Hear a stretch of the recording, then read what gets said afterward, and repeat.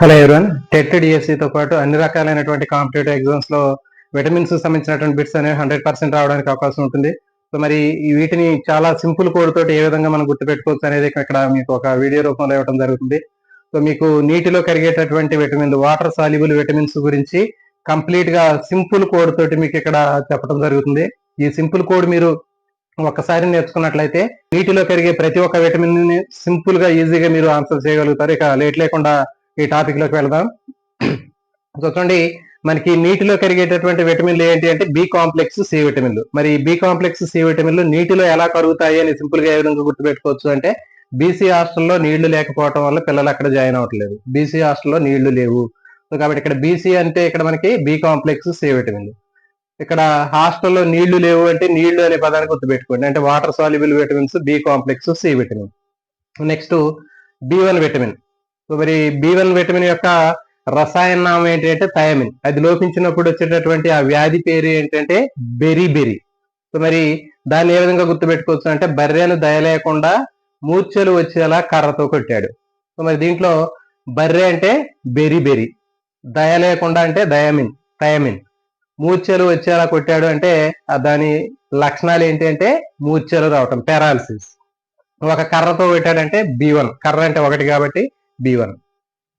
Next బి2 vitamin రసాయన నామం riboflavin. మరి ఇది లోపించినప్పుడు వచ్చేటటువంటి వ్యాధి పేరు గ్లాసైటిస్.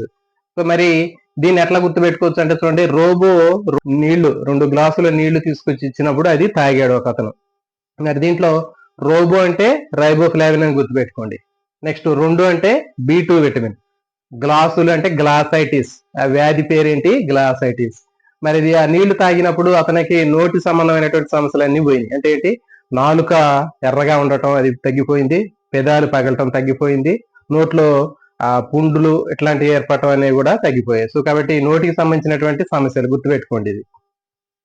నెక్స్ట్ బి3 విటమిన్ రసాయనము నియాసిన్ లోపించినప్పుడు వచ్చేటటువంటి వ్యాధి పేరు ఏంటి అంటే పెల్లాగ్రా.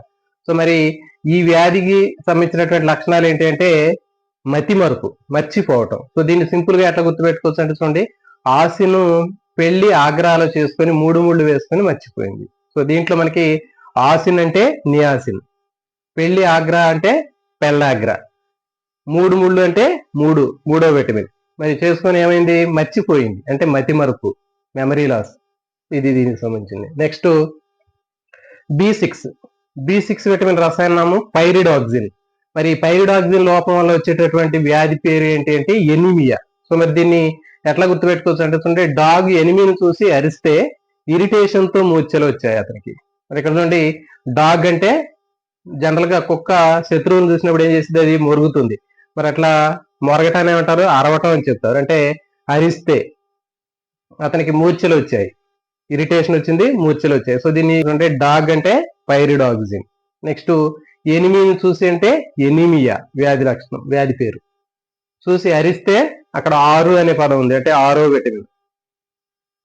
దాని లక్షణాలు ఏంటంటే ఇరిటేషన్ తో మూర్ఛలు వచ్చాయి అంటే హైపర్ ఇరిటబిలిటీ, తర్వాత మూర్ఛలు. సో ఇవి దీనికి సంబంధించినటువంటి లక్షణాలు. నెక్స్ట్ బి12 విటమిన్ రసాయనం సైనకోబాలమిన్. మరి ఇది లోపించినప్పుడు వచ్చేటటువంటి వ్యాధి పెర్నీషియస్ ఎనిమియా. సో మరి సైనకోబాలమిన్ పెర్నీషియస్ ఎనిమియా తోటి ఏ విధంగా లింకప్ చేయొచ్చు అంటే, చూడండి, ఇక్కడ బాల్ పెన్ తోటి 12 గంటల వరకు కూడా అతను సైన్ చేయకుండా పేరు రాశాడు ఒక అతను ఒక ఆఫీస్ లో. మరి రాసి ఏమైంది, అతనికి నిస్సత్తువతోటి సన్నబడ్డాడు. మరి దీన్ని ఎట్లా గుర్తుపెట్టుకోవచ్చు అంటే, దీంట్లో చూడండి, మనకి బాల్ పెన్ తో 12 గంటల వరకు సైన్ చేయకుండా పేరు రాసి నిస్సత్తువతోటి సన్నబడ్డాడు. ఇక్కడ బాల్ పెన్ ఉంది, సైనకోబాలమిన్. సైన్ అంటే సైను. మరి ఇది లోపించినప్పుడు వచ్చేది ఏంటి అంటే పేరు అంటే పెర్నీషియస్ ఎనిమియా. సో గుర్తుపెట్టుకోండి, సైనోకోబాలమిన్ విటమిన్ లోపించినప్పుడు పెర్నీషియస్ ఎనిమియా వస్తుంది. సో సైనకోబాలమిన్ అంటే మనకి ఇక్కడ చూడండి, సైన్ అనే పదం వస్తుంది ఇక్కడ. బాల్ అంటే బాల్ పెన్, సైనకోబాలమిన్ లోపించినప్పుడు పెర్నీషియస్ ఎనిమియా వస్తుంది. పేరు అంటే పెర్నీషియస్ ఎనిమియా. మరి దాని లక్షణాలు ఏంటి అంటే నిస్సత్తువ, సన్నబట్టం, వీక్ అండ్ లీన్. సో ఇది. నెక్స్ట్ ప్యాంటోథెనిక్ యాసిడ్ లోపం వల్ల అరికాల మంటలు, తర్వాత మడమ నొప్పులు అనేవి రావడం జరుగుతుంది. సో మరి దాన్ని ఎట్లా గుర్తుపెట్టుకోవచ్చు ఇక్కడ, మడమ నొప్పితో నడవలేక ప్యాంటు అరికాళ్ళ వరకు వేసుకున్నాడు.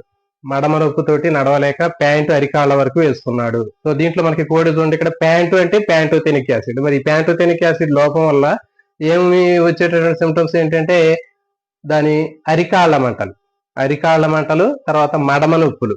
సో ఇవి దీనికి సంబంధించిన లక్షణాలు, ఇంపార్టెంట్ ఇది. నెక్స్ట్ బయోటిన్ విటమిన్ లోపం వల్ల నాడీ సంబంధమైనటువంటి సమస్యలు వస్తాయి. సో మరి బయోటిన్ విటమిన్ నాడీ సంబంధమైనటువంటి సమస్యలతో ఏ విధంగా లింకప్ చేయొచ్చు అంటే ఇక్కడ చూడండి, బయాలజీలో నాడీ వ్యవస్థ చదివి కండరాల నొప్పితో అలసిపోయాడు. మరి బయాలజీలో నాడీ వ్యవస్థ చాలా కాంప్లికేటెడ్ గా ఉంటుంది ఆ టాపిక్.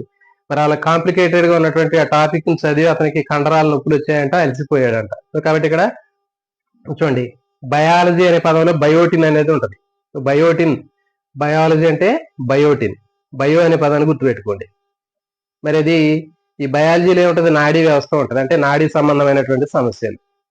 బయోటిన్ లోపం వల్ల నాడీ సంబంధమైన సమస్యలు వస్తాయి. దానివల్ల వచ్చే లక్షణాలు ఏంటి అంటే కండరాల నొప్పులు, మజిల్ పెయిన్స్, తర్వాత టైర్డ్ అయిపోవటం, అలసిపోవటం. నెక్స్ట్ ఫోలిక్ యాసిడ్ విటమిన్ లోపం వల్ల ఎనిమియా వ్యాధి వస్తుంది. సో దీన్ని ఏ విధంగా సింపుల్ గుర్తుపెట్టుకోవచ్చు అంటే చూడండి, ఎనిమల్స్ కి పోలికలు ఎక్కువగా ఉంటాయి, మనుషుల కంటే జంతువుల్లో పోలికలు ఎక్కువగా ఉంటాయి. ఒకదాని పోలిన జంతువు ఇంకోటి ఉంటుంది. సో కాబట్టి యానిమల్స్ కి పోలికలు ఎక్కువగా ఉంటాయి అనే దాన్ని మనం డీకోడ్ చేస్తే ఇక్కడ యానిమల్స్ అంటే ఎనిమియా, పోలికల్ అంటే ఫోలిక్ యాసిడ్. సో కాబట్టి ఫోలిక్ యాసిడ్ లోపం వల్ల ఎనిమియా వ్యాధి వస్తుంది, అంటే రక్త కణాల సంఖ్య తగ్గిపోవటం అని తెలిసిందే. Next C vitamin. సో మరి ఈ సి విటమిన్ రసాయనం ఆస్కార్బిక్ యాసిడ్. మరి ఆస్కార్బిక్ యాసిడ్ లోపం వల్ల వచ్చేటటువంటి వ్యాధి పేరు స్కర్వీ. ఆ వ్యాధి వల్ల కనిపించేటటువంటి లక్షణాలు ఏంటంటే ఎముకలు ఎరగడం, తర్వాత గాయాలు త్వరగా మానకపోవడం. సో దీన్ని సింపుల్ గా ఏ విధంగా గుర్తుపెట్టుకోవచ్చు చూడండి, ఆస్కార్ అవార్డు కోసం కారు వేసుకుని వెళితే యాక్సిడెంట్ అయ్యి ఎముకలు విరిగి గాయాలయ్యాయి, ఆ గాయాలు త్వరగా మానలేదు. సో ఇది దీనికి సంబంధించినటువంటి ఈ లైన్ మీరు గుర్తుపెట్టుకుంటే ఇది గుర్తుపెట్టుకోవచ్చు.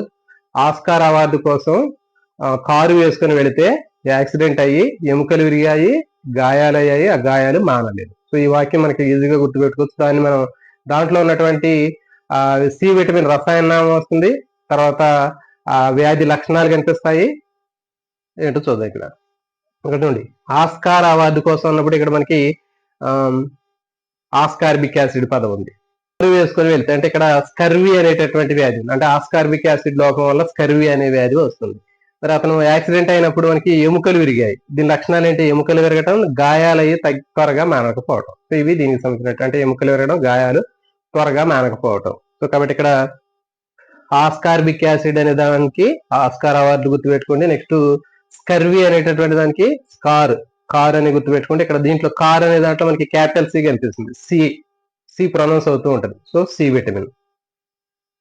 సో ఈ విధంగా మనం సింపుల్ గా నీటిలో కరిగేటటువంటి వాటర్ సాల్యుబుల్ విటమిన్స్, వాటి యొక్క రసాయన నామాలు, అవి డెఫిషియన్సీ వల్ల వచ్చేటటువంటి వ్యాధులు, వాటికి సంబంధించినటువంటి సిమ్టమ్స్, సో ఈజీగా సింపుల్ గా గుర్తుపెట్టుకోవచ్చు. మరి ఈ కోడ్ మీకు బాగా ఉపయోగపడుతుంది అంటే ఒక చిన్న కామెంట్ పెట్టండి. అదేవిధంగా ఈ వీడియో మీకు నచ్చినట్లయితే వీడియోని లైక్ చేయండి, మీ ఫ్రెండ్స్ కి షేర్ చేయండి. Thank you for watching.